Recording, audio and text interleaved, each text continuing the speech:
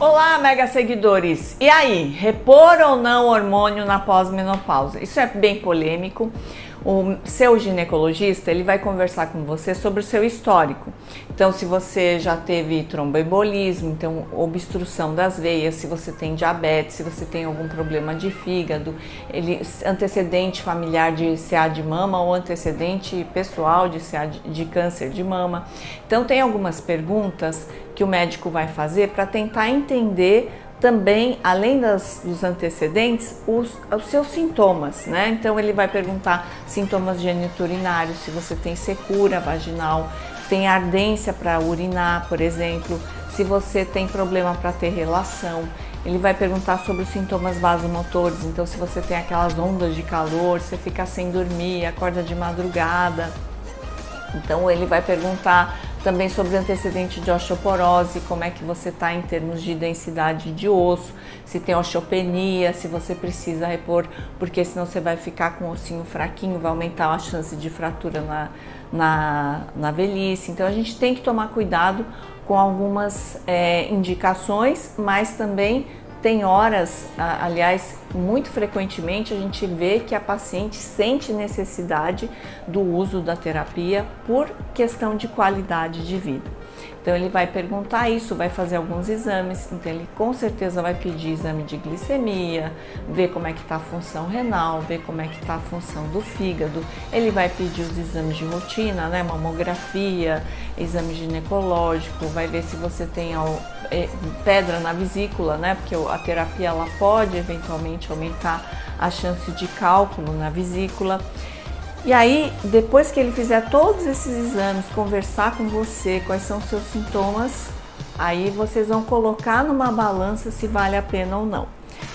As diretrizes, de uma maneira geral, falam que se você tem a menopausa há menos do que 10 anos, ou você até os 60, 65 anos você está fazendo a reposição, eles indicam que se você não tiver uma contraindicação, melhora a qualidade de vida. Eu tenho 55 anos, eu faço uso da terapia de reposição, eu não tenho nenhuma patologia, nenhuma doença crônica importante e eu acho que para mim a qualidade de vida melhorou bastante. Então eu, sinceramente, se alguém me pergunta, eu gosto da terapia de reposição hormonal porque a gente está aumentando muito a expectativa de vida.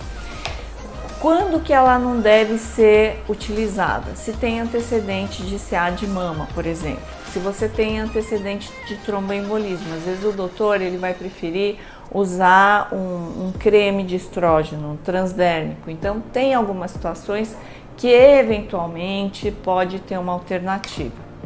Mas é importante a gente avaliar que melhora a parte, diminui o risco de doença cardiovascular, não afeta a chance de derrame, de AVC.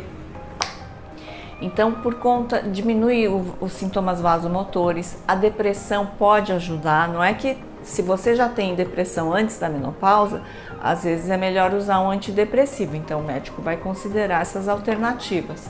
Mas é interessante que você melhore a qualidade de vida e abra o coração mesmo do seu médico. Olha, eu tô tendo dificuldade para ter relação, tô com secura vaginal. É interessante que você exponha tudo que você sente, né, no período aí do climatério, da menopausa, para ele indicar a melhor terapia para você, os melhores exames, para você não ter alguns efeitos colaterais dos medicamentos desnecessariamente. A osteoporose também é importante porque a gente sabe que aumenta muito a chance de fratura, né, quando a gente aumenta a expectativa de vida, e a terapia de reposição hormonal também pode ajudar.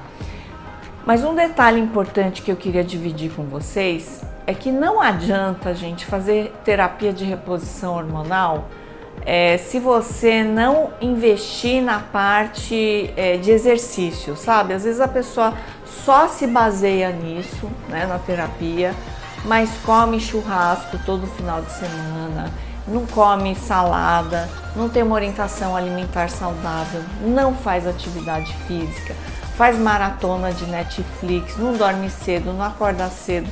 Não tem sentido eu fazer uma terapia de reposição hormonal e esquecer do resto, né? Então a gente tem que pensar na saúde como um todo, a parte cognitiva, então sempre tá lendo, sempre tá aprendendo coisas novas, ser curioso. Então tudo isso faz parte de uma qualidade de vida. Não se baseiem somente na reposição hormonal. Um mega abraço!